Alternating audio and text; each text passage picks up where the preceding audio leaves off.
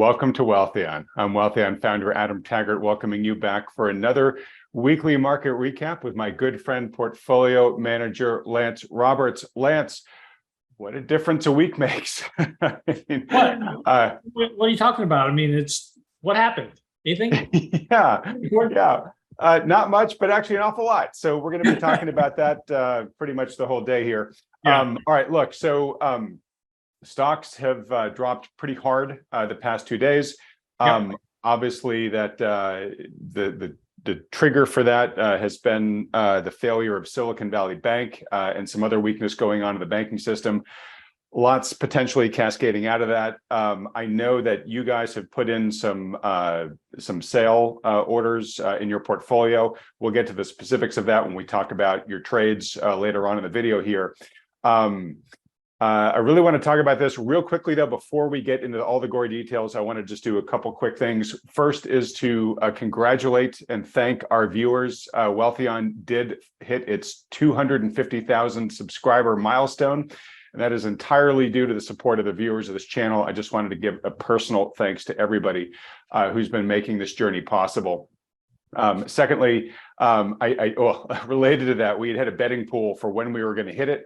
I promised that I would give the person who made the closest prediction a public shout out on this channel, and that goes to Victor Nelson for nailing it within an hour. Lance, you guys predicted this 2 weeks in advance. He predicted noon Pacific time on March 8th. We hit it at 11 a.m. Pacific time, so we beat him by an hour, but pretty prodigious predicting chops, and he gets bragging rights to that going forward. Also, real quick, just want to remind folks, we've got the Wealthion conference coming up in just a week now. So if you haven't signed up for that, no more procrastinating. Go register for it now at wealthion.com/conference. And if you do that before midnight on Sunday, you'll get our last chance to save price. Okay, now getting into the gory details here. So Silicon Valley Bank, which was a bank that did an awful lot of banking in Silicon Valley, no surprise. Basically, it imploded. I mean, it got taken over today by regulators a few hours ago. So technically now a failed bank. It's definitely going to have a ton of shockwaves throughout Silicon Valley itself, and we'll talk in a moment just how enmeshed so many of the startups, larger tech companies, and actual tech executives were exposed to this bank. But it also is raising some questions about just the integrity of the banking system right now. There have been some other banks that have been stumbling this week. This doesn't help the situation. But let me hand the baton to you here, Lance, to talk about your read on what has happened, what's important, and what impact it is having in real time on the markets right now. Well, I mean, obviously, so everybody immediately is going back to, oh my gosh, it's just 2008 all over again, right? So that's kind of been the first initial blush. As soon as the FDIC stepped in, this really sent the markets lower down. And now again, one thing to remember is that the selling actually started following the Senate testimony from Jerome Powell. Of course, earlier this week he said, "Hey, look, we've got to keep hiking rates. We don't have inflation under control." And the market started selling off for that. And then just very quickly, all of a sudden, we had this issue with SVB, Silicon Valley Bank, show up, and that just really kind of sent the sellers into overdrive. And again, as we've talked about before, bonds have been a very good shelter here because of that risk mentality. And this is one thing we've talked about several times, is that when there becomes a moment of risk, everybody will want risk-free assets, which are bonds. And I bought, we had added to our TLT exposure earlier. I went and bought more calls on TLT for the rest of this year. Those are doing very well right now, obviously, because of what's going on. Wait, you did that before the Silicon Valley Bank failure? Yeah. We actually, I bought, we added to TLT, I believe, on Tuesday, if I'm not mistaken, ahead of the Fed and ahead of the Fed meeting. I have to check, I can check my dates. We did quite a few trades this week, so forgive me if my dates are a day off one way or the other. But so yeah, we added to TLT because we started getting buy signals because of what the Fed's doing. We're starting to see a slowdown in the economy, and we started getting a buy signal on TLT. And I bought more long dated calls for January of next year. I had bought them before, sold half at basically 100% profit, and then I've doubled that position size here over the last couple of days. Good timing. Yeah, well, that's, sometimes you're just lucky. Nobody knew Silicon Valley Bank was going to happen, right? So there were some concerns about banks, but nobody knew this was going to happen this quickly. I think the real interesting thing is that if you go back to 2008 as a good example, we had banks failing back then. In fact, back in 2008, if you were around the markets then at all, Mike and I were actually talking about this today. We used to pull up the list of banks every day that were basically on the verge of filing, for receivership with FDIC. And it was a very long list. And we just see who was getting added to that list on a daily basis. So this was reminiscent of that. Now, the difference was, and what was kind of surprising, is how fast the FDIC forced Silicon Valley Bank into receivership. Normally that process, again, going back to 2008, that process would take several months, not days. And this was a very, very fast turn for the FDIC to force them into receivership. And now that has implications because, when you're talking about, 5% interest rates, that extracts capital from the banks. Now, first of all, I don't want to get real deep into this because it gets complicated really quick. But the bottom line is that we work on what's called fractional reserve banking. And so this is the way it worked. I used to manage the CD deposits for a bank when I first started. So just very simplistically, Adam is a bank. Adam has $1 in his pocket. Well, under fractional reserve banking, and I'm just using some easy numbers here, just for simplicity's sake, he can lend $10 based on that $1 he has in his pocket. So he's loaning out $10, but he only has $1 worth of capital. Now, the thesis behind this is fine. There's nothing wrong with this. The reason is that as long as the depositor, so Adam's got my dollar, he has my $1 of capital that I have sitting in my savings account. I'm getting my 5% interest on my 3%, whatever, on money market, right? I'm happy with that. He takes my money, he loans out $10 of that to other people. That's how he's making his money. So he's making loans, he's collecting interest income on those loans. This is the way, and under fractional reserve theory is that I'm not going to come and demand that dollar back all at once. And as long as everybody just kind of adheres to the rules and we don't have what's called a run on the bank, and a run on the bank is when everybody wants their capital back at one time, there isn't enough underlying capital in these banks based on the amount of money they lend out. So the problem with fractional reserve banking is that if there's ever an issue that arises where investors or savers, depositors, all want their money back at one time, all of a sudden it blows the capital requirements right out the window. And that's what happened to Silicon Valley Bank. The depositors all said, I'm out. Peter Thiel yesterday and a couple of other big money players in the venture capital business out in California said, hey, I'm not making any names here, but you might want to get your money out of that SVB bank. And so this just led to a very quick collapse in the bank, and the FDIC had to step in. Remember, the Federal Depository Insurance Corporation, what they provide is that deposit insurance on your deposits. So if you have $250,000 in the bank, you're insured by FDIC. They insure you, even if there's not money in the bank. FDIC will make you whole, right, up to that insured amount, but not any more than that. So when everybody starts demanding their money, FDIC came in very quickly. And I don't know exactly why they moved so quickly. Was there such a big deficit in capital that it was going to be a big hit to FDIC, or was there still enough value in the SVB assets that they can liquidate those assets and not take a big hit to the balance sheet of FDIC? I don't know the answer to that, and we'll probably find that out in the next month or so. Okay, yeah. From what I've read, and I'm still reading up on this too, folks, Yeah. is the vast majority of their deposits were uninsured.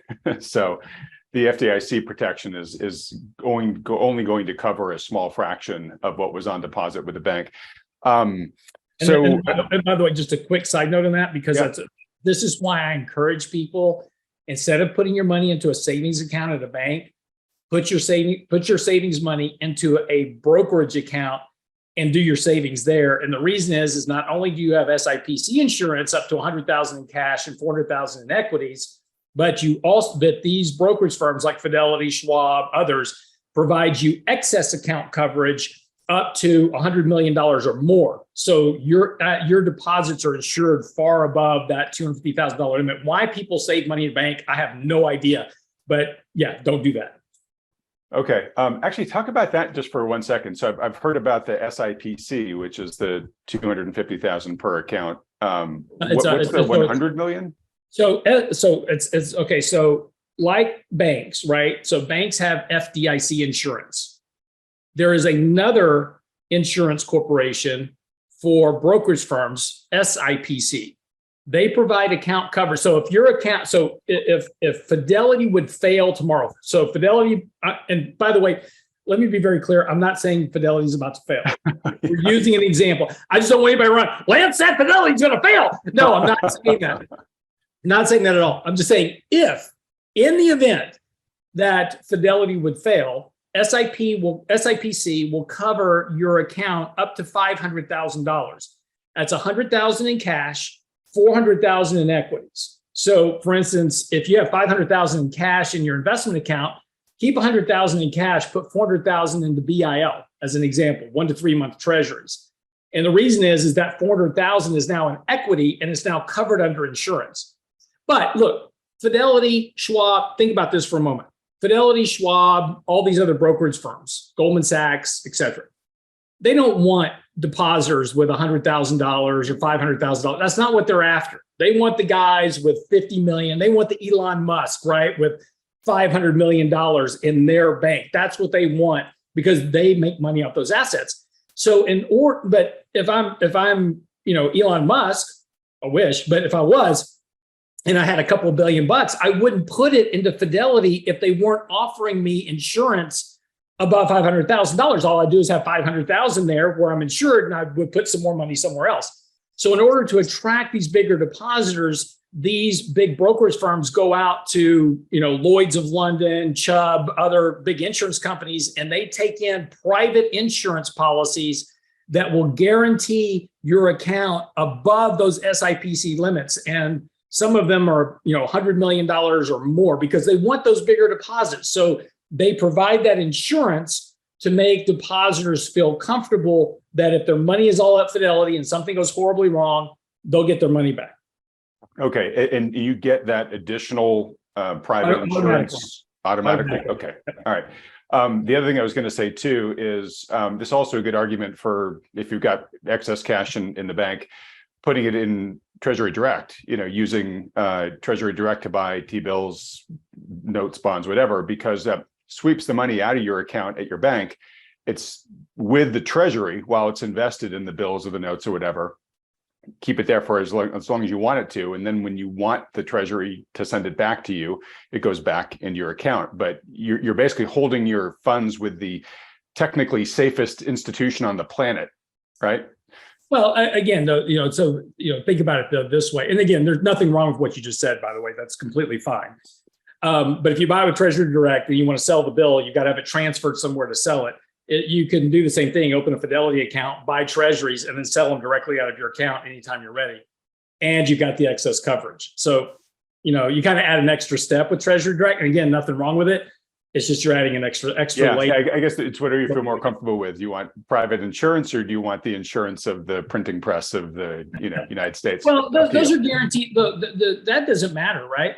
Because the Treasury is the Treasury. So if something, and this is also something about a brokerage account versus a bank account.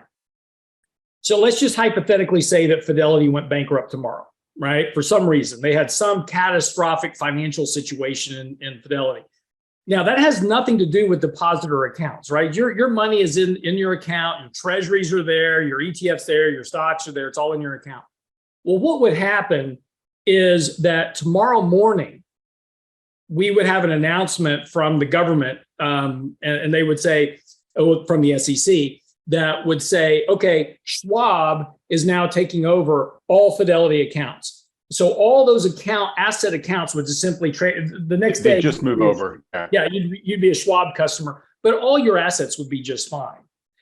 So, again, I don't take anything. We're just, again, we kind of got off the path here for a second. I don't want anybody to freak out or panic over anything. There's a lot of protection within the security investment system if you do it the right way. You don't go put accounts with somebody that write a check to somebody's. I don't write a check to Adam Taggart, right? It better be to Fidelity, right? But that's how you're welcome to write a check to me. Right. Yes. Well, that's how Bernie Madoff scammed so many people, right? He had the brokerage firm, he had the advisory firm, he had the accounting firm, and people wrote a check directly to Bernie Madoff, basically, and he ran it through a system. Never do that. If anybody ever says, write a check to me and I'll invest it for you, I don't do that. Nobody does that. So, that are legitimate. Your deposit should always be with a major custodian: Fidelity, Schwab, E-Trade, Goldman Sachs, Morgan Stanley, JP Morgan, Bank of America, Wells Fargo. Make sure that you got that SIPC insurance. And if you have that, you'll be fine. Okay. All right. I'm going to rest the conversation back to what's going on where we go in the banking system. Yeah. Sorry, I apologize. So we're talking mostly here about Silicon Valley Bank, right? And I've got some stuff I want to pull in on that in just a second. But the concerns about the banking system have been about more than just Silicon Valley Bank over the past couple of weeks. Yeah. Silvergate's been in the news a lot, right? And that's a bank that went big on crypto. I believe it was very involved in the FTX fiasco. That bank is struggling pretty hard. Another Silicon Valley bank, not Silicon Valley Bank, but another bank in Silicon Valley called First Republic Bank is also had been sort of weakening going into these past couple of days. I don't have an update on them to say, if they're as exposed as Silicon Valley Bank was. As far as I know right now, they're still a publicly traded company and the bank stores are still open and all that type of stuff, but it's seeing some of the same issues that Silicon Valley Bank had been seeing. And then you had, big bank, you had JP Morgan that was kind of wrapped up in this Epstein related scandal. So, you've had this increasing, worry about what's going on in the banking system. So one of the issues that's been going on with banks that I believe really hit Silicon Valley Bank hard is, they have back in the global financial crisis, banks were reprieved of having to mark their assets to market, because if they did, they all looked totally insolvent, right? And so they were basically told, okay, you don't have to do that. Mark-to-market accounting was basically done away with, and that's okay. You can get away with that as long as there isn't this sort of run on the bank that you were talking about, Lance, right? And so what's happened with a lot of these banks now is they bought a lot of debt that they've been holding on to, and as interest rates have shot the moon, the market value of that short-term debt, has gone down. And again, that's fine if you can ride it out, right? But what was happening at Silicon Valley Bank is people were coming in and saying, hey, I want to take my deposits out of here, right? And so they were having to liquidate those assets to try to, give the money to the people that were taking their deposits out. And so they were taking real losses on these assets, which then, of course, got people more freaked out, and then more people wanted to go get their deposits out of there, and it became this vicious cycle. That's called a run on the bank. Yeah. But it's not just taking the money; it was forcing these losses that they just would have loved to have had a little more time to get back, right? Well, no. This has been my big beef since 2008. So, in order to keep the banks capitalized, right, we passed this rule. We repealed Rule 157, which was mark-to-market accounting. We've never put it back. We have not required banks to mark-to-market their assets since 2008. So when you ever see these financial stress tests from the Fed says, oh, our banks are well capitalized, you don't know, because all those assets are market. Let me put it this way. There are still houses on the books of banks that have been basically in default for years, right? They are not at market value. And so, but that asset is still marked at 100 cents on the value. So when you start talking about, oh, banks are well capitalized, look at their books, you don't know, because we still don't mark to market. Everything is just oh, I've got a crappy loan that's worth 20 cents on the dollar. Well, in my books, it's 100 cents on the dollar. That loan is just fine until something happens like this. And then all those roaches come out of the kitchen. And that's the big thing here. So, when you take a look right now, there's a lot of banks around the country, these regional banks. If you take a look at the KRE ETF, which is the regional bank index, it has been getting decimated over the last few days. And this is that, Silicon Valley Bank is the roach in the kitchen, right? As they always say, if you see one roach, there's always more. The question is, where are they, right? So we've been talking about for a while that, look, hiking rates this aggressively is going to break something at some point. We just didn't know what it was or where it was going to be. And this may not be it. Maybe Silicon Valley Bank is just one roach and that was it. Maybe that's the case. But there's a lot of other banks like Zion and others that these regional banks have a problem that JP Morgan doesn't. Good example, on Friday, the bankings were all the regional banks were getting killed. JP Morgan was positive during the day. So what is the difference between JP Morgan and say Zion's Bank? Well, the difference is that a lot of these regional banks don't have access to capital markets. In other words, they're not doing investment banking, they're not doing portfolio trading, they're not doing investment asset management, which all generate revenues and fees. So I have that revenue stream coming in. So if I've got a loss on the consumer banking side of the business because higher rates, people aren't taking out as many mortgages, I don't have as much loan demand because people don't want to pay 7 or 8% for a business loan, whatever it is. So that side of the business gets hurt. But if I've got this investment banking financial side of my business, those revenues can offset that decline in consumer and commercial banking. The problem for a lot of these regional banks, they don't have that. They don't have that diversification. Yeah, exactly. Exactly. Their whole book is what? Commercial loans for commercial office buildings, which basically nobody's using anymore. Residential real estate, mortgage financing. That's their right. So so interest rates up, it's just sucking capital out of the bank.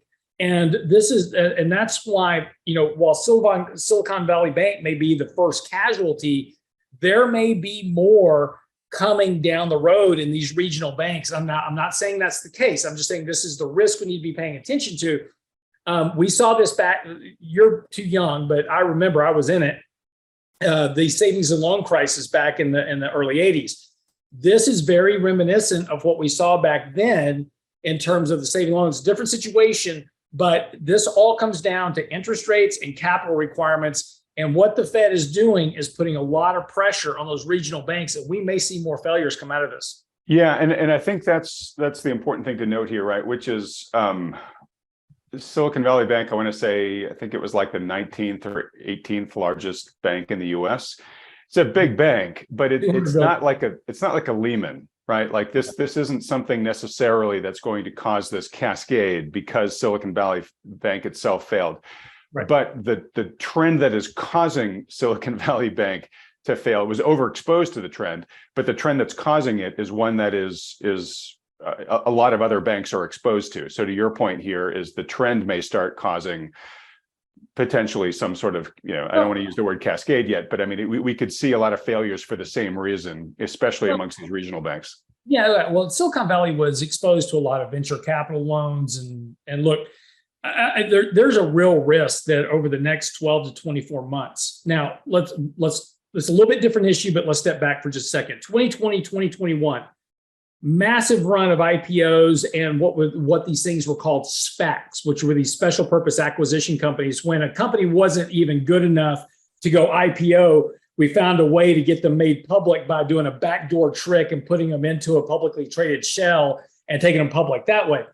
A lot of these companies don't make money. They still don't make money, and they're still requiring additional venture capital to stay alive. Right. And so even some of the big companies out there that are trading are still going back for other rounds to venture capital companies going, hey, I need more money. So you'll see headlines where company ABC just got another $30 million from, Sequoia Finance or whatever. Right. So you'll see those headlines. And that's because these companies are still not profitable. and they're requiring more and more venture capital just to keep. And the goal is okay, we feed them, and eventually they become profitable. They become the next big Uber, whatever, and we'll make millions of dollars. And that's what the venture capitalists were betting on. Now, all of a sudden, because interest rates are now at 5%, the cost of capital has gone way up, and the profitability of these companies, a lot of these companies have no path really to prosperity. Venture capital companies are going, I'm out.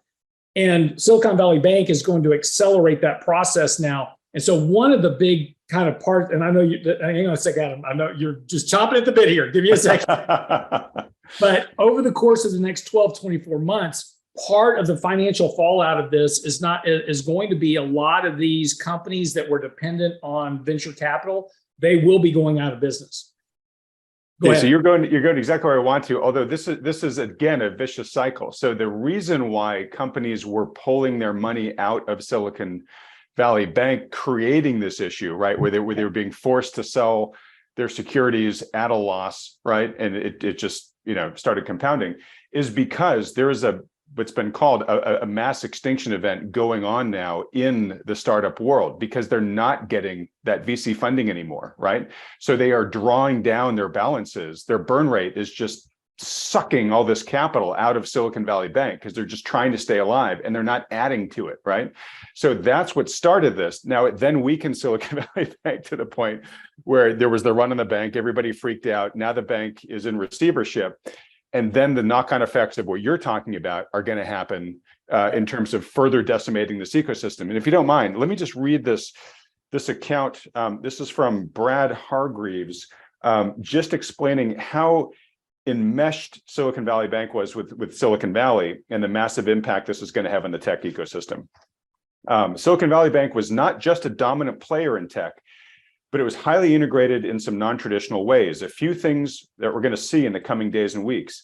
One, Silicon Valley Bank was incredibly integrated into the lives of many founders, not just their startup's bank and lender, but also provided personal mortgages and other financial services.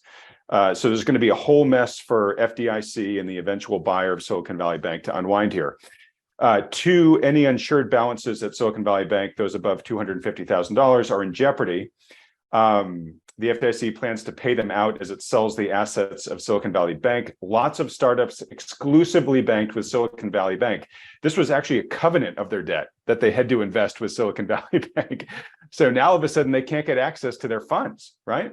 So CEOs yesterday faced a hard choice. Pull your deposits and go into default on your venture debt, right? So be out of covenant, or risk losing everything if the bank failed. Many chose to hold tight as Silicon Valley Bank's outright failure seemed outlandish just 24 hours ago. Now, because it's... Even the CEO yesterday said, don't worry about it. We're going to be just fine. 24 hours ago. 24 hours ago, exactly, which is the way the script always plays out, right? Now they may not be able to make payroll next week. Unpaid wages pierce the corporate veil, so boards are incredibly sensitive to employing workers they may not be able to pay. So expect mass layoffs later today, Monday at the latest, right? So to your point, like this is creating this vicious cycle that's just going to drag all of funny money tech down with it. And then now, yes, that, and then layer on top of this, massive amount of commercial real estate loans that people aren't using, right? People aren't going to the office, they're still working from home, blah, blah.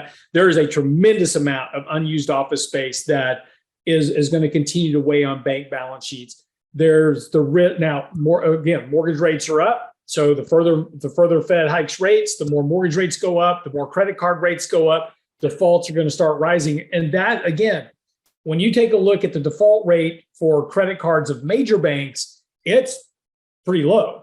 But you're starting to see it come up in these regional banks that loan out credit card debt, where they are much more sensitive in their bottom line about defaults and those type of things. So again, it's not just a function. Again, Silicon Valley Bank is a casualty. And let's go back to why. They are a casualty of what the Fed is doing. All this is fine at zero interest rates.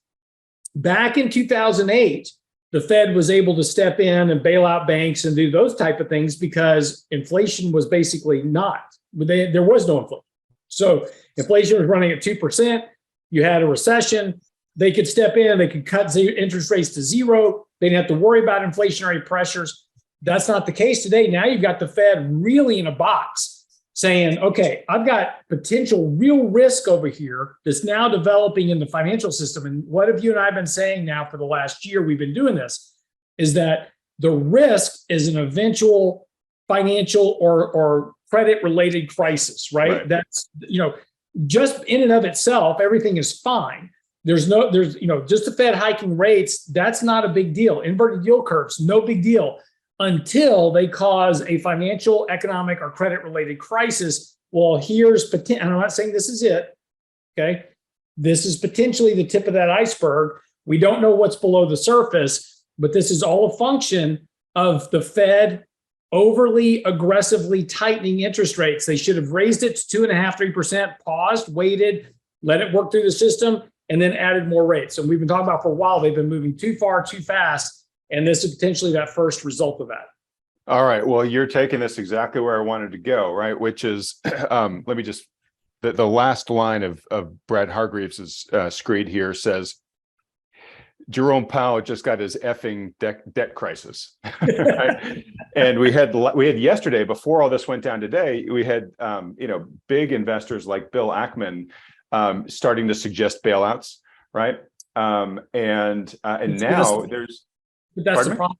But that's the problem. How is the Fed going to bail out anybody without sending inflation through the moon? Well, but that's what I'm saying here, which is all of a sudden there are now calls for, the Fed pivot, right? The Fed rescue here, right? And the probability of a 50 basis point rate hike, which had spiked over the past couple of days since Jerome Powell's talk earlier this week, which we haven't even gotten to yet. Yeah.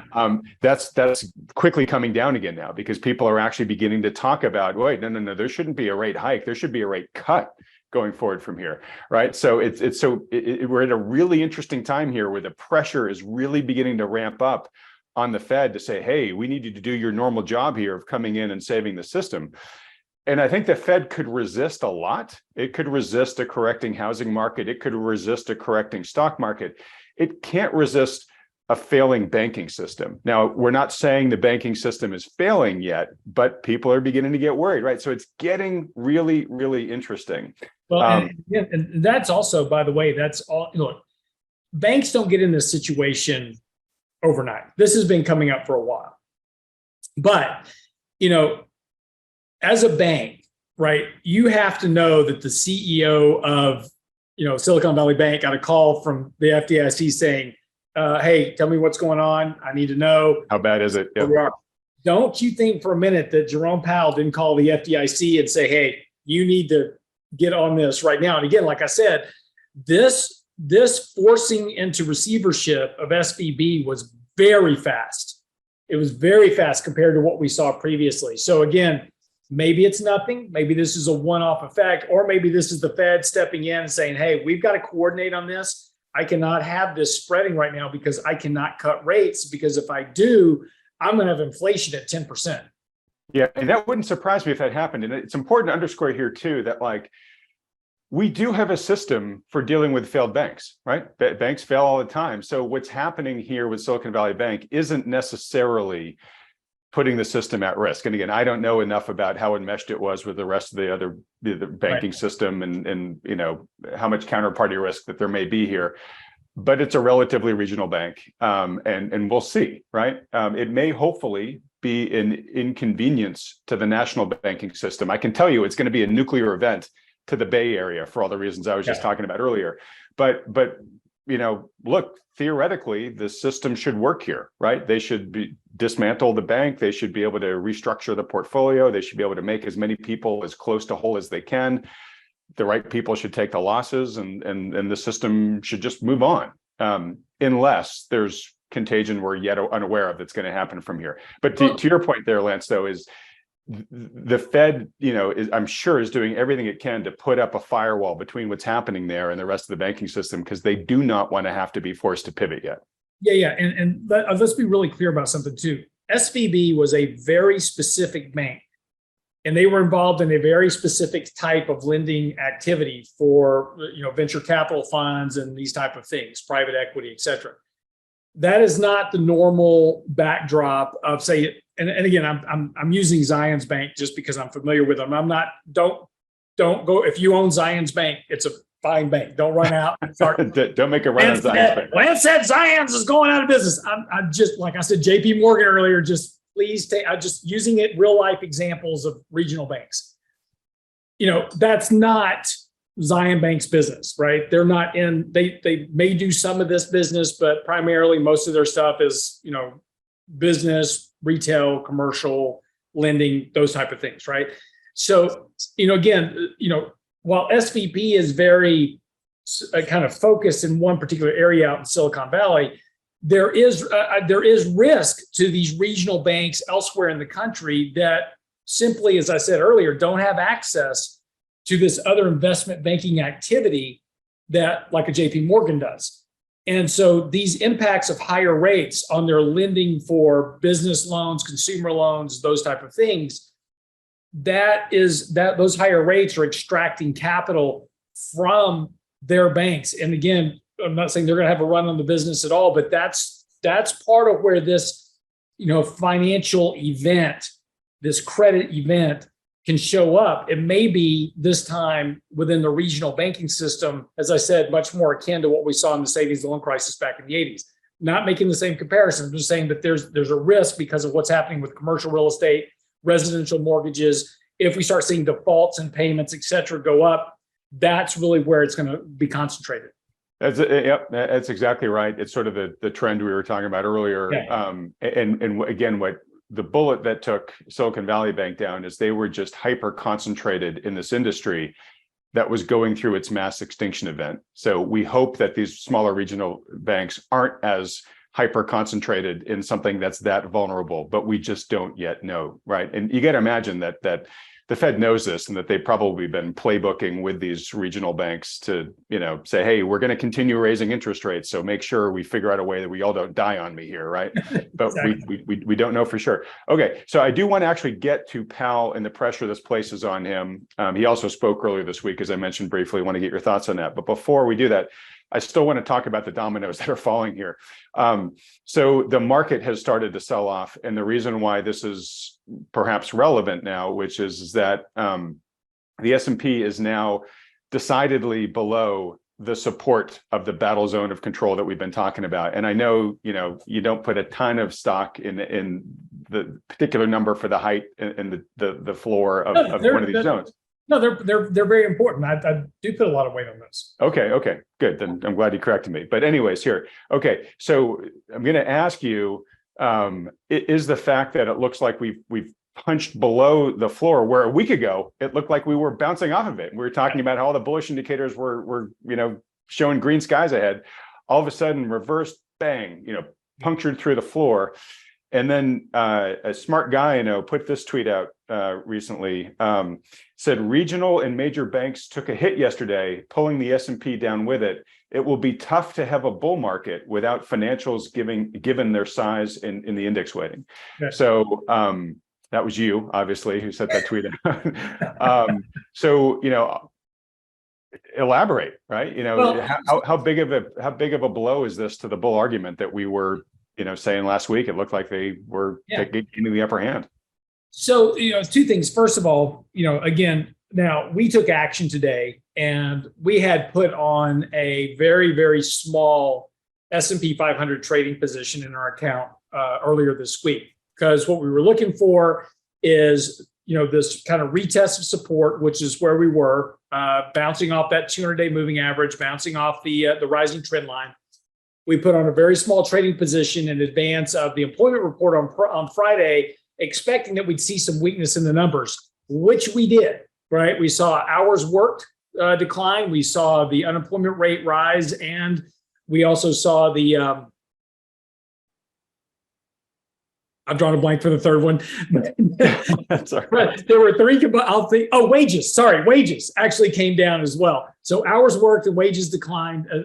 They weren't as strong as expected. And also the unemployment rate rose. That was all actually very bullish. And in fact, the markets kind of ticked up on that news early this morning. So we were in good shape. Unfortunately, this situation with Silicon Valley Bank just overrode all that. So we broke through support at that rising trend line. We took out the 200-day moving average. That was our stop level. So we got stopped out of position. That happens sometimes. We also closed out all of our financial positions for now until we figure this out, right? And so I'm not willing to, and going into the weekend, the stuff that happens bad in markets happens on Saturday or Sunday. So if there's going to be other bank failures, it'll happen over the weekend. I don't want to hold over the weekend. Right. It all gets announced Monday morning, right? Yeah. Exactly. Or Sunday afternoon. You'll see it in the headline in the newspaper. So-and-so bank goes under and gets bailed out. So I'm just not willing to hold financials over the weekend. So we just took that risk off our books for right now. If all this turns out to be fine, then we'll just put those positions back on the books. So it is what it is. These were all small positions anyway. So they had we were majorly underweight financials for a variety of reasons. We had a very small trading position in SPY. We just took that off the books. So, but technically everything is still okay. And the reason I say that is that when you break support, we talked about this before, what we need is now confirmation that break is actually valid, because this is where technicals get a little bit iffy. Acting on a break. Now we acted on a break today because we just didn't want to hold exposure over the weekend, too much risk. But in a normal environment, when you get this break, what you want to see is that maybe you get a retest of that break and then a failure that confirms that previous trend is now broken. We haven't done that yet. If next Friday this all turns out fine over the weekend, it turns out that SVB was a one-off situation, everything else seems to be okay, this market could rally right back up next week because we are oversold short term, rally right back next week, get back above the moving averages, and that break or that violation is not valid. So we need to wait through next week really to try to confirm if this break is really a valid break. But again, because of what's happening, I think we need to really be focused on our risk management right now. Got it. All right. So you're not going bearish, but you're stepping to the sideline with a part of the portfolio, going to wait and see. And a really key next step here is going to see, do we have a retest of that line, the floor it punched through, and does it become a seal? Yeah, exactly. Look, and let's be clear, I'm not bearish or bullish ever, right? It's just, I am what it is. And that's just, you're the eagle, you're just trading the market that it is. Yeah. I mean, you just trade what you got. And the problem, as we've said before, if you're bullish or you're bearish, you get stuck onto that side of the coin, right? So I only look out for bullish stuff or bearish stuff. It's like, the bank failed, the world's coming to an end, I'm selling everything and I'm shorting. And then the next week you get hammered, right? So, so look, it just is what it is. And if things change next week, then we'll put positions back on our books. Or if things get worse, we'll take more positions off our books. It is. And again, but we were buying bonds earlier this week because we're getting bullish buy signals. So that worked out very well. Bonds really shielded our portfolio on Friday. It took off a lot of the risk out of the markets because bonds were doing their job of handling that risk off action. Yeah. And if I can just note a few other stats, it really does seem like, we've just lurched to risk off really fast. Not only is the S&P down, but we saw the biggest 2-day drop in the yield for 2-year US Treasuries since 2008, actually since the Lehman moment, right? Which is a sign of sort of freak out, right? A little bit like, similarly, the VIX has spiked. I think it closed on Friday. Looks like it closed somewhere around up 20%. Gold was up over $30 an ounce, right? So sort of all like the freak out indicators are, freaking out, spiking big here, right? So we get to see how it's all going to unfold and whatnot, and whether this is just a short-term scare or if it's something bigger. But this is, I just want to give you a chance to comment on this. Like, is it notable that the market suddenly lurched from somewhat complacent to holy crap? Well, and again, over the weekend, everybody's going to sit back. They're going to reevaluate everything. Don't be surprised. After the sell-off today, a lot of people are going to get home from work and they're going to go, "Oh my God!" Right? They're going to read. A lot of people on Saturday watching this video are going to go, "Oh my gosh, I didn't even know that happened." Right? because they're not reading financial news. They're not doing anything like this. And so Monday morning, so Sunday night, they're all loading up their trades to sell everything. Sell. Yeah. Bring it up, man.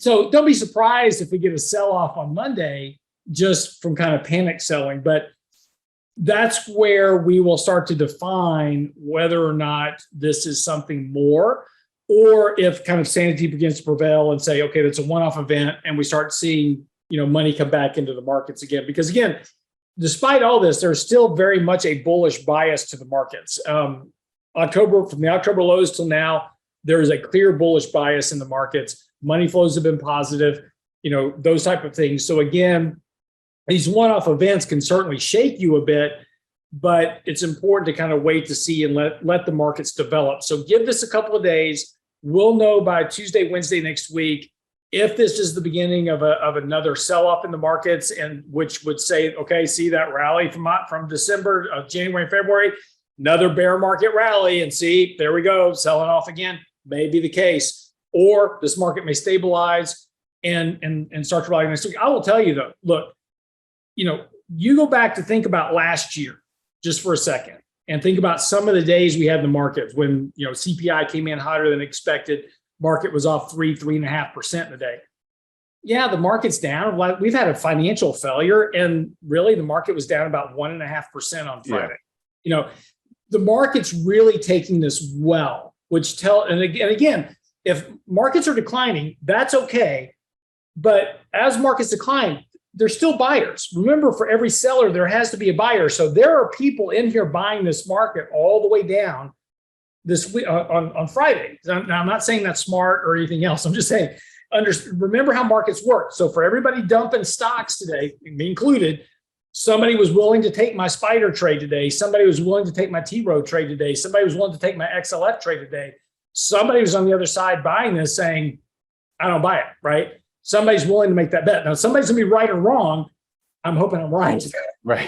but I'm hoping they're wrong. But, that's the way markets work. So again, we may very well see buyers show up Monday, Tuesday next week, and everybody's going to be going, what the hell just happened? The market's up, 3% in 2 days. I'm not saying that's going to happen. I'm just saying it can. You're saying it could, yeah, given the conditions. Could. Because the market's really, as bad as this news was over the last couple of days, that we're only down 2 or 3% from where this came out is really quite surprising. Okay. All right. Well, look, the key thing here is going to be seeing what develops over the next couple of days, weeks. Everybody will be tracking that for you every week on this program, every weekly market recap here together. We'll be freaking out with you, man. It'll be all right. All right. So Powell. All right. So he talked earlier this week. Feel free to say anything you want to about what he actually said, but he was, as Jim Bianco said, he was either going to be J Dove or he was going to be Hockey McHawkface, and he came out as Hockey McHawkface. As we just talked about a few minutes ago, though,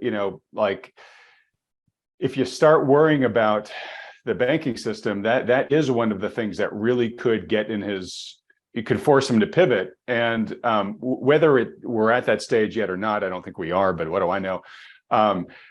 Clearly the pressure is beginning to mount, and if things get worse, it's only going to get more and more intense for him.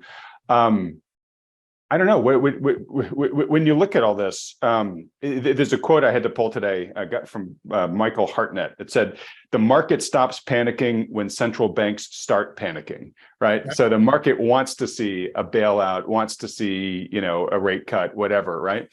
Again, market's not melting down yet, but it just is the fact that we're seeing all this kind of chatter, Bill Ackman, all that stuff, right?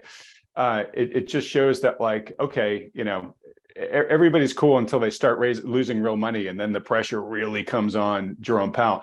Do you think that this is going to matter much, or do you think he's going to ignore this for a good while? No, look, it clearly matters. I mean, the Fed is very aware of the risk in the financial sector, and despite all of these stress tests that they run, they know what's going on with the major banks. They're not as well capitalized as everybody pretends them to be. There's also the risk that you've got a tremendous amount of leverage working through these banks as well. So look, the Fed's very aware of all this. Reverse repo we've talked about those instances where banks are just, tapping the reverse repo windows. There's a point back in 2019, we were talking about the fact that, overnight lending rates were hitting 8 and 9%. Nobody wanted to loan money, right? So, there is clearly, even though these stress tests are like, oh, the banks are fine. Well, why is all this other crap going on behind the scenes that nobody understands? But that stuff is clearly there. So there's clearly issues with the banking system that, that the Federal Reserve and the government don't want you to know. And hopefully you're not smart enough to go figure this out. But there's clear issues that are there from a risk standpoint. Jerome Powell is very clear about this. Now, the problem, as I said, for Jerome Powell is he's now in a very, as they say, the old rock in a hard place. He is in a very tough position now. The rock is inflation. The hard place is a financial event. Yep. And which one are you going to do? Because again, whichever one you go to solve, you're going to exacerbate the other one. If you're going to keep hiking rates to fight inflation, you're going to keep making the financial system weaker and weaker and weaker until you get a rash of bankruptcies, defaults, et cetera, because higher interest rate. Who pays the interest rates? It's consumers, it's businesses, right? The higher those go, the greater the risk of defaults. We've talked about the 20% of Russell 2000 small caps, zombie companies. They can't refinance that debt. That's a huge problem for these regional banks, which were the financiers of a lot of that debt for those small to mid-cap companies. Right. And don't forget that on top of all that, it also increases the debt service payments for the federal government itself, which are jumping from I think 800 billion this year to maybe 1.3. It's not even, look, we just proposed a $6.5 trillion budget. A couple $100 billion in interest. It's a rounding error when you're talking $6.5 trillion spending budget for a year. Yeah, well, first the debt ceiling has to get raised. The point is you start eating into other stuff that you can do. Yeah, of course it is. But my point is you can't keep hiking it forever, because not only do you have the economic issues you're talking about, you have a sovereign financing issue too. No, absolutely. And look, the debt service is universal, right? It's all across the board. And so, again, rock and hard place. I keep hiking these rates. I'm going to exacerbate that financial event of whatever it is. Or I'm Jerome Powell, say, okay, I've got to abandon the inflation run and I've got to go bail out the banks. If they do that, all of a sudden the Fed now loses all credibility with inflation through the roof, because now everybody's going to be running back out doing stuff that they should do, because now interest rates are lower. So everybody's sitting around going, man, if interest rates come down, I'm going to go buy a house. There you go, right? Let me ask you a question on that, because Bill Fleckenstein said something like a year ago that has stuck with me, where he said, if the Fed does pivot too soon, especially if it's demonstrably too soon, like it probably would be now, right? He said that's when it's going to lose the confidence of the bond market, and the bond market's going to conclude you're never going to be able to get inflation under control. And in theory, then no, yields will not come down. They will go up, especially on the long end of the curve, because the market. I disagree with that. And here, that's what I wanted to give you a chance to respond. Right. And look, what happened if you want to know the answer to that, what happened on Friday, right? So on Friday, we have a financial event and everybody goes where?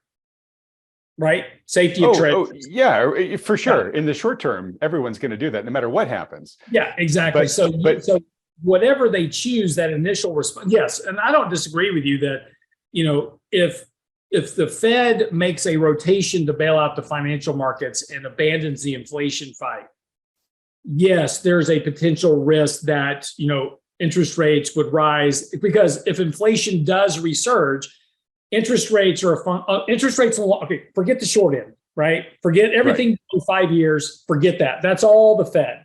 And we're forgetting it, folks, because the Fed can control that directly. Correct. So let's just talk about the long end, 10 years, 20 years, 30 years. That's inflation, wages, and economic growth. So that's what drives that. But here's the thing about it. Let's assume that the Fed says, okay, I'm ditching the inflation fight and I'm going to go bail out the markets. Okay, inflation starts to spike back up, but now all of a sudden, remember, as inflation goes up, I can't afford to pay bills already, right? Because interest rates are up and And even though those are starting to come down, I can't make ends meet. And now I'm laid off because of the crisis that's going on in the market. I've lost my income. So now you're heading that inflation push is going to push everything into a recession bracket. And that's going to be dragging down wages and economics, which is going to bring down inflation. So you may get a little spike initially, but the recession will be so bad that it'll drag everything down. So yields will eventually fall. So you might get a spike in inflation rate short term, but longer term, because it's economics, inflation, and wages, those are all going to get decimated under a recession. Got it. All right. Well, look, so again, we're just going to have to wait and see here. But what's interesting is, so Powell, said, "Hey, I'm committed to higher for longer. In fact, it might be higher for longer, right?" Exactly. Putting the concerns about the banking system aside for a second, we had the Fed payroll numbers, the February payroll numbers just come out today, and they came in hot. A record 10th beat in a row. They came in at 311,000. And so, everything looks hot and robust. Pardon me? Go ahead. Not really, though. I mean, if you actually like I said earlier, I know the number was high, right? 311. But the important thing is the unemployment rate, the wages, and the hours worked, which are all coming down. Right. Not precipitously, though. Not precipitously, but right. So yeah, we're seeing, and look, you and I have been calling the fact that those things should be coming down, should have been coming down a long time ago, probably are, and it's not being reflected in the data, all that stuff. But you look at this data and it still screams strong jobs numbers, right? Yeah, so for Powell, seeing data like this, again, forgetting about the banking news for a second, again, that just makes them say, yeah, okay, I got to keep going higher, right? That I've been trying to kill demand. And it's not being reflected in the jobs market at all, right? I think I mentioned, I got to put a tweet out. I'll try to find it, but it was a quote from August of last year where the Fed, is basically saying, hey, we're putting all our efforts into bringing the number of openings, per job applicant down. And then it was a quote or data from last month that basically just showed that it's gone nowhere, right? The Fed's been out there for the better part of a year trying to kill demand, specifically in many ways to cool off the jobs market, and so far nothing, right? Yeah.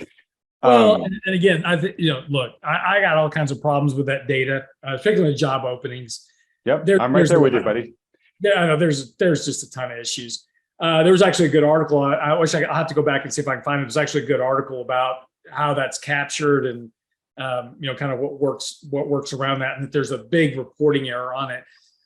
But the important thing here, though, is that from Jerome Powell's standpoint, look, Mike and I discussed this on our radio show on Thursday, talking about the Fed and the meeting, the Senate Banking Committee, the House Financial Service Committee. I was very disappointed that Pocahontas didn't come out and give me some really good sound bites to work with, but I was very disappointed she didn't. But the issue is that, I don't think the Fed should go 50 basis points. Neither does Mike. I think at this point, you just keep doing 25 basis points at each meeting until you get to where you want to be. I think the worst thing the Fed could do now is try to go 50 basis points, particularly after today. And you really shock the financial market because of that big jump. You do 25 basis points, let that run till the next 6 weeks, another 25. Maybe you do 5 hikes at the quarter basis point each until you get to where you want to be. But I think the Fed needs to just kind of start to slow their pace and begin to really evaluate that lag effect that is now going to show up. Silicon Valley Bank is the lag effect of interest rates. What? So great. Okay. I mean, we've been saying this forever. I've got another tweet I put out there relatively recently that basically said, I think the lag effect is perhaps the single most impactful element that's going to drive the action for the rest of this year that the market is completely oblivious of. And it may now finally be beginning to wake up to it with exactly what you're saying, which is really that's what is happening, right? That is a casualty of the lag effect. Yeah, I think Larry Summers. I may be wrong on this on Larry Summers. So if Larry Summers didn't tweet this or say this, then I apologize to Larry Summers personally. But I think it was him. He said there is no lag effect. Yes, there's a lag effect, and yes, Silicon Valley Bank is the impact of that lag effect. Yeah. So to your point, though, I mean, to me, I'm almost sort of like, I think you and I both think that the Fed should probably be pausing now, right? And waiting to see, look, holding rates out at 4 3/4 or wherever we are, right, for a prolonged period of time, that is very depressive of economic growth, right? That's going to create a lot of issues in and of itself. And we still have to wait for the lag effect of all those hundreds of basis points that are coming this way, right? So we think they should probably wait and see. They can always dial it back up later on if they feel they have to, right? But I'm always kind of like 25 basis points, 50 basis points. It doesn't really matter because we're not going to see the impact of that probably for another 9 months, right? Because we still haven't seen much of the impact of this multiple 75 basis point hikes that they've made. So I almost feel like it's kind of immaterial in the near term what they do. Yeah, it is. And that's what I said earlier is that if I was Fed chairman, right, first of all, I would have been hiking rates in 2020, 2021 when I'm doing 120 billion a month in QE, right? So you got all that liquidity to support markets. You got stimulus payments coming in, hike rates then, right? So there's plenty of opportunity. He should have been well off of zero back in 2020, 2021. Yeah. But I'm now, okay, fine. So now I'm Fed chairman. And, I would have done 2.5% and then waited. And then see how that affected it. And if inflation wasn't coming down, wait 3 months, wait 4 months, let some of that start to impact the economy, then hike another 50 basis points or so, and then wait. But, the risk, and by not waiting, by not pausing along the way and letting some of this stuff come through, you really start to exacerbate that risk that you broke something 6 months ago. And we don't know, right? It's going to take time for that to show up. Banks are under stress, whoever it is under stress, but they can kind of hobble along here for 6 months, 9 months, a year before they go, screw it, I'm done. I can't do it. But it takes time for that to happen. And I think that's a mistake that we're going to look back and go, they should have stopped, in October of last year. Right. And the problem with that is, and again, this is why I want to harp on this, because I want people to get mentally prepared for the potential of this, right? Is the Fed waved its arms, right? And, in many cases, 9 months, 12 months ago, whatever, right? And not much happened in the economy, right? So you get this sort of understandable complacency over time that like, oh, the Fed, it didn't really do all that much, right? There isn't going to be an impact from all that stuff because it's now 9 months, 12 months later, right? And then all of a sudden, bang, like a 2x4 after the Black Knight, you get hit upside of the head and you're like, wow, it really hurt. What was that, right? Well, that's the rate hike from 9, 10, 12 months ago, right? And we've got a ton of those parked up in the system, right? So like, if indeed Silicon Valley Bank is a good example of that, the question is like, the second we think we've recovered from that, bang, we're going to get the next one. And it's just going to be this parade of kind of out of the blue, we didn't see it coming, injuries like this going forward. And so the question is that going to be enough to magically bring things down to this nice soft landing the Fed wants? Or are we going to realize that, whoa, this is way more intense than we need, but Christ, we've got a ton of these still coming in the pipeline. We can't stop, right? And they're just going to keep slamming into us. So that is the big risk that we face here. Yeah, absolutely. And this is kind of, going back, kind of rehashing the same thing now, but, that's the thing that you and I particularly have been discussing. And as I wrote about, it's actually in this weekend's newsletter at realinvestmentadvice.com, which is talking about the amount of money supply that's still in the economy. If you take a look at M2 as a percentage of GDP, it's still very elevated. And so a lot of these rate hikes the Fed's been doing has been against this whole backdrop of all this liquidity still sloshing around in the economy. And the people that got the stimulus checks, they've spent it, but the people that they spent it with still have that money. Right. And they're still spending it. And so it takes time for that money supply to get diluted within the economy. So you still have this really elevated money supply running around the economy that's delaying the impact of these higher rates. Yes, rates are going up, but I'm okay because I've still got money and income coming in and everything's okay right now. But it's getting worse. Take a look at CFO confidence. Take a look at business confidence, NFIB indexes. They're all turning substantially lower.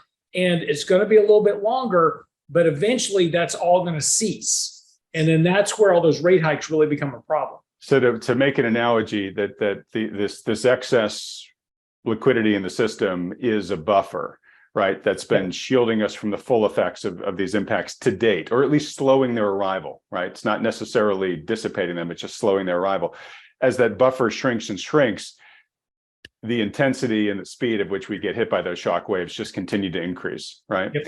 So, all right, folks. So we'll move on from this, but there's a lot that Lance and I have been talking about for months, quarters even, that I think is finally actually materializing now. That's the point what we're trying to underscore here, because we've been talking about it for so long. I understand it if people are like, it's just more talk, right? And we're now beginning to actually see it manifest.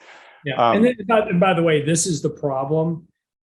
As I've talked about with you before, this is the problem with, either being really bullish about stuff like Tom Lee, super bullish, right? And then there's other guys that are super bearish. And the problem when it comes to investing is if that outcome doesn't occur immediately, then you're wrong. Right. And so then everybody and this is the problem. If you're always bearish, eventually you just go, that guy's always bearish, right? So he's been wrong for so long, he'll never be right. Well, eventually he's be right, right? You always hear it's always interesting because bears are right twice a day. They're like a broken clock. Well, guess what? Bulls are too. You can only one side can be right at a time. And the problem with being always bullish or always bearish is that you'll be right twice, but you're going to miss a lot and kind of along the way. And so, this is why, yes, we're rehashing stuff that we talked about a long time ago, because this stuff takes a lot of time to develop. And so, yeah, we were talking about this, 6 months ago. Now it's showing up, but people forgot that 6 months ago we were saying this. Exactly. Because it didn't happen immediately, right? So, clearly he was wrong because it didn't happen.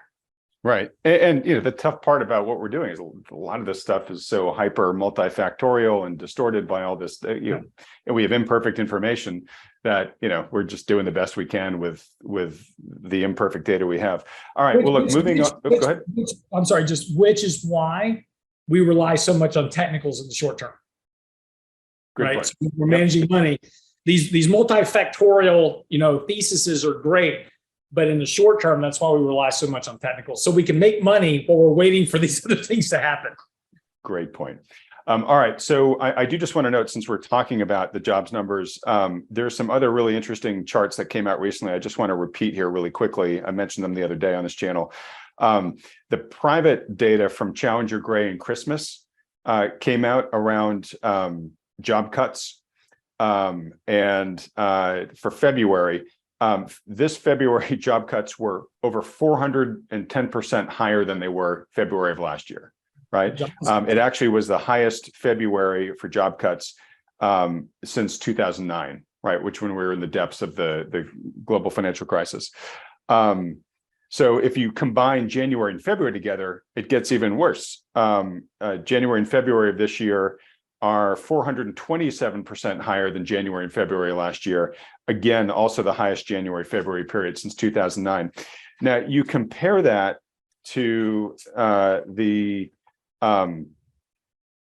you compare these job cut announcements from Challenger to the initial jobless claims, and you just see this massive divergence, right? Jobless claims are still, if you look at the trend for the past year and a half, it's been down. There's a slight, almost imperceptible tick up that they just took in this most recent month. But of course, jobless claims have been just shooting the moon over that same period, right? And so these are two things that really don't seem to jive real well. They're obviously going to have to, that data gap is going to have to be corrected here.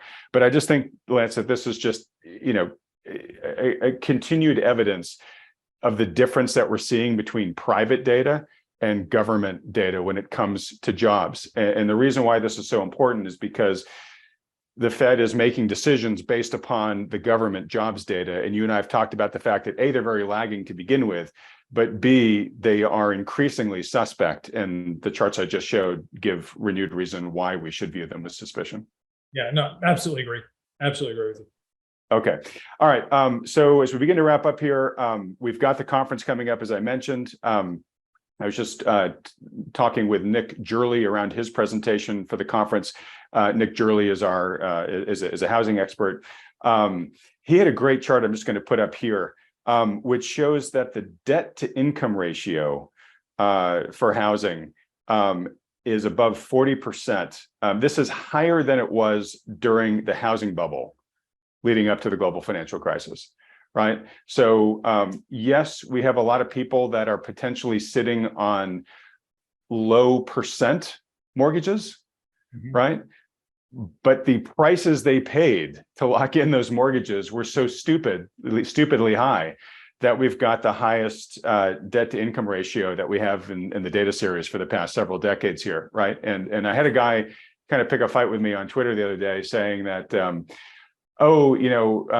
we're never going to see mortgage defaults because, the vast majority of homes in the US are owned by people who have 3% or less mortgages. And it's like, hey, just because you've got a low mortgage percent doesn't mean that you can't default on it. If you've got a high mortgage payment and you get into trouble, pretty easy to default, right? If you can't make that mortgage payment, right? And so I just want to really underscore both where we are historically with this debt to income ratio, because honestly, that's what housing should be valued off of, right? Is your ability to service your mortgage. We are at pretty much the most. Yeah. I just your ability to service your mortgage. Crazy talk, huh? I know. I'm laughing because I just did a whole segment on our podcast earlier this week talking about why, if you want to solve the housing price problem, bring back the 20% down payment, and your house prices will come down, right? Because again, we've been, since 2000, we've been manufacturing all these ways to finance a mortgage cheap. And to get around a 20% down payment, and we've had adjustable rate mortgages and ninja loans, and now we've got Fannie Mae 3.5% loans. Well, if you want to solve this whole financial problem that you've got in the housing market, bring back a 20% down payment, and you'll solve that problem. So, is the reason why you're saying that because we've had the government step in with these FHA loans and just these programs that let people get into a mortgage with sometimes as low as like 3% down or less? Yeah, back during the financial crisis, there was no money down loans, right? Yeah. Okay. And here's the thing, right? So here's the thing about it. And look, I don't want to go up on. We can have a talk next week. I'm going to tell you. I can tell you. Look, I've told you for the show that we're about to buy a house. I'm going to pull a 4.4% loan to buy my house. Next week we can talk about how I did that.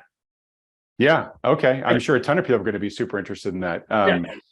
So you've one of your stink bids that you were putting out there got accepted, huh? It did. So we're not closed yet. So stuff can still happen, but we're supposed to close on the 17th. So maybe by next week we'll have an update for you.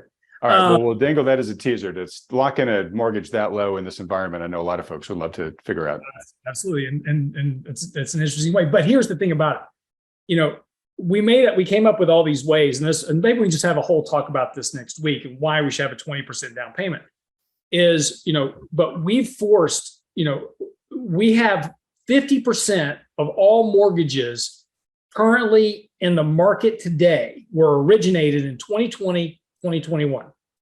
So the problem with that is that's when all these people were getting checks from the government and running out to buy a house. These millennials were buying houses sight unseen. They could do it for 3% down. And now 86% of homeowners that bought houses in 2020, 2021 are disillusioned with their home purchase because nobody told them about homeowners insurance, home association dues, maintenance, upkeep, all the other shit that goes property taxes, stuff that goes on, property, school taxes. Nobody told me about that. Well, now they can't afford it, right? So, if you didn't provide that, what drives home prices up? Supply and demand. You can only have look, if we put a house on every square meter of available land in the country, there is a finite supply of houses that are out there, right? So if you have everybody going out to demand houses, you're going to drive the prices to the moon. So what you have to do is restrict the demand. How do you restrict the demand? Make it to where a 20% down payment. Why is that important? Because if you can afford to save the 20%, I got so many emails when I had this podcast. I got so many emails.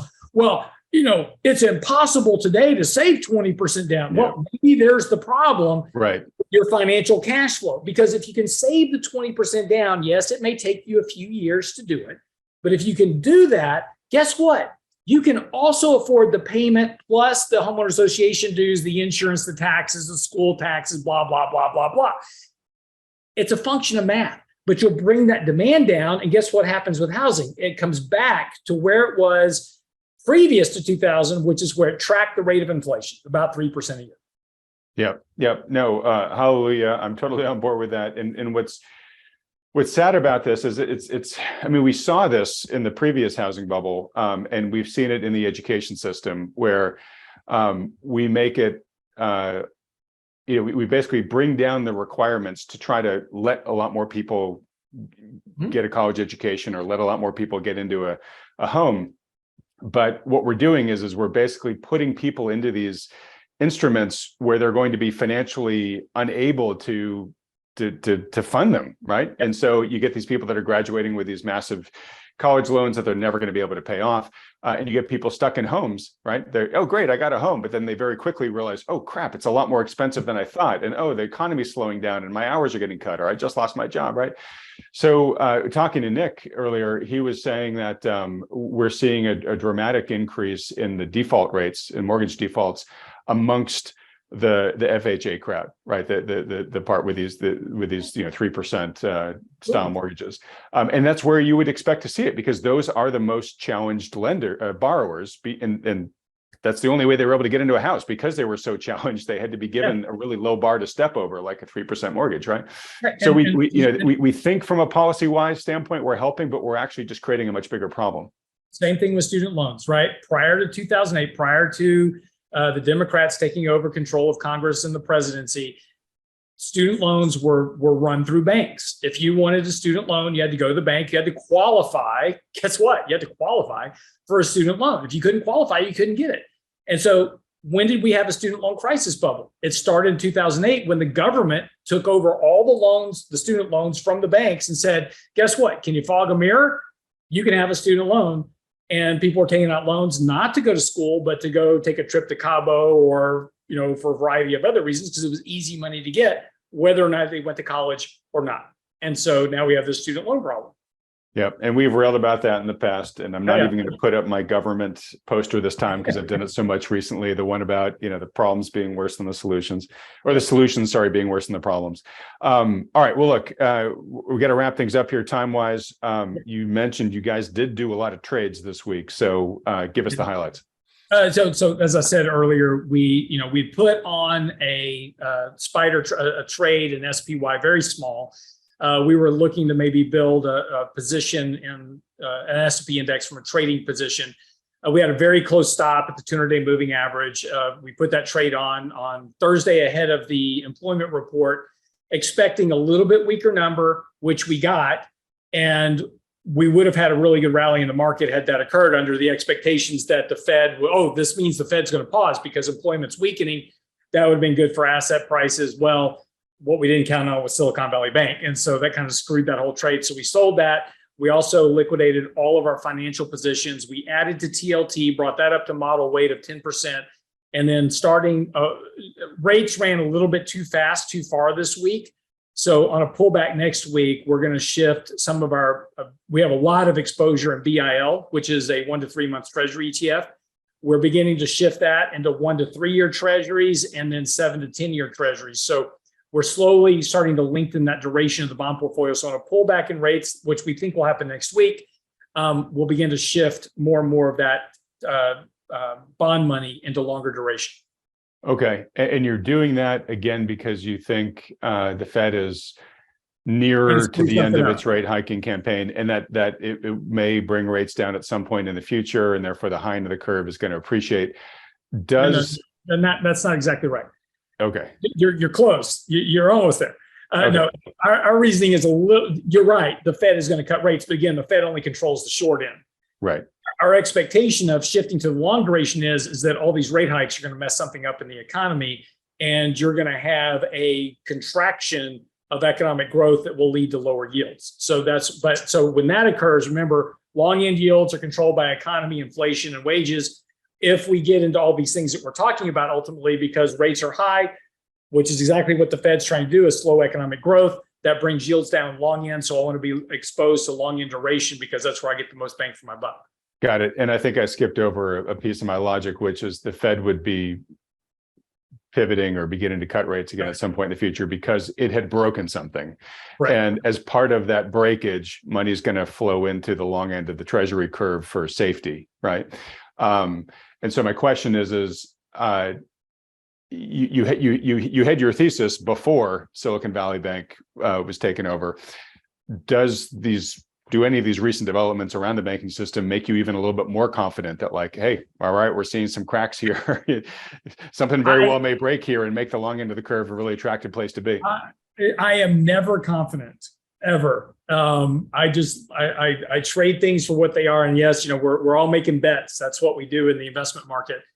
So, I'm hopeful that, things are developing the way that we kind of planned out. But again, as we said, our keyword this year is audible. So if things change, we'll change. But right now, our thesis that we've had really about last half of last year, first part of this year, is taking longer to develop than we thought. We thought that those rate hikes would have caught up a little bit sooner. But again, what I missed there was that massive amount of money supply that's still within the economy. And so when I started doing research on that, it really kind of shifted my focus a bit and made me realize that it may take longer for us to reach our thesis than we thought. So it might be a little bit later on this year before it really comes to fruition.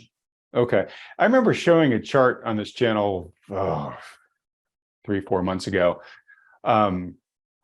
showing the calculation of when they think the excess savings, at least in sort of consumer bank accounts, retail bank accounts, would be fully drained from all of the pandemic stuff. And I think the timeline on it was like June of this year. I'm just curious because it sounds like you've recently researched this situation more. Does that still seem sort of like the right time? I think June's too soon. I think it'll really be probably more fourth quarter-ish. Okay. Well, think about it this way. You've seen those fountains outside of like hotels and restaurants where there's a fountain at the top, and then it goes into one bucket, and then it goes down to a bunch of buckets, and it goes down to more buckets. That's really kind of what's happening is that, and so if I dumped a gallon of water at the top in the one bucket, that's the stimulus. Well, then it goes into 4 buckets. So each bucket now has a quarter gallon, and then it goes into 8 buckets. So now each bucket only has a 1/16 of a gallon. And so it's getting diluted in the system, but it just takes a lot longer for it to get through that process. And so that's the working theory.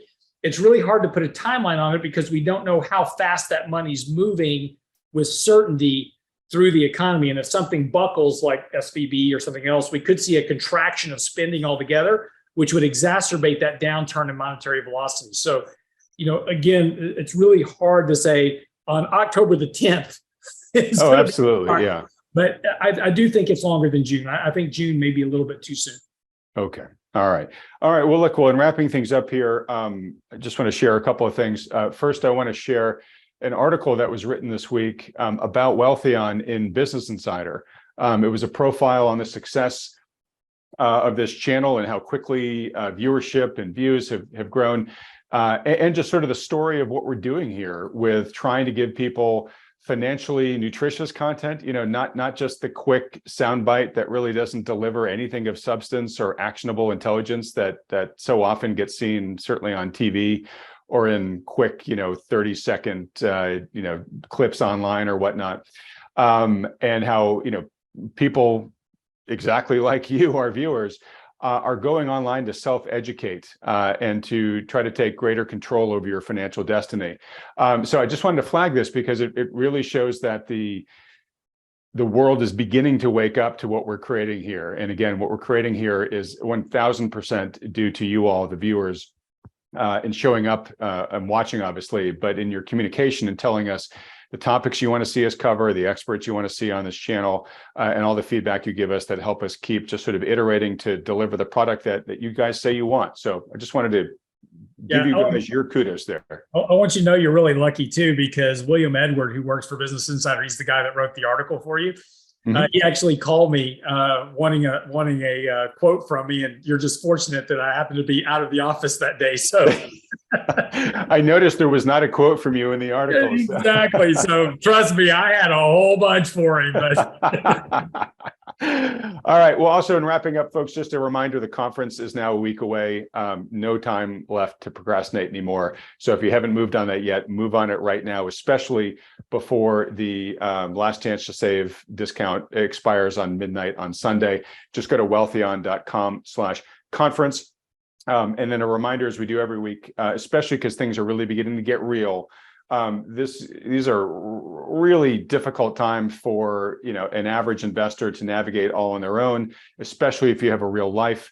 Right now, we're seeing how events can move faster than people can react to them. Certainly, Silicon Valley Bank just folded faster than anybody in Silicon Valley, had a chance to really take any real action based on it. Highly recommend you work with a professional financial advisor who's taking into account all of the macro issues and risks that Lance and I have talked about here, putting a bespoke plan together for you based on that, and then executing on it for you.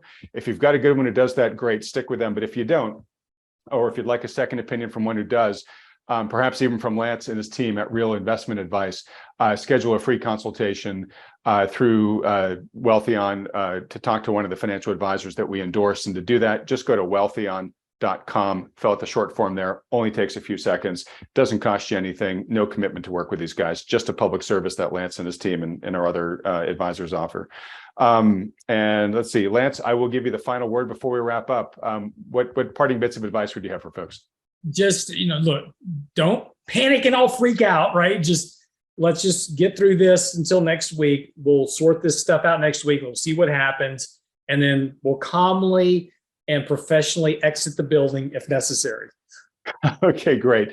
And guys, if you enjoy these weekly market recaps as much as Lance and I do, please do us a favor, support this channel by hitting the like button, then clicking on the subscribe button below, as well as that little bell icon right next to it. Lance, it's always wonderful with you, buddy. We will be here next week making sense of the latest developments for everybody. Everybody else, thanks so much for watching.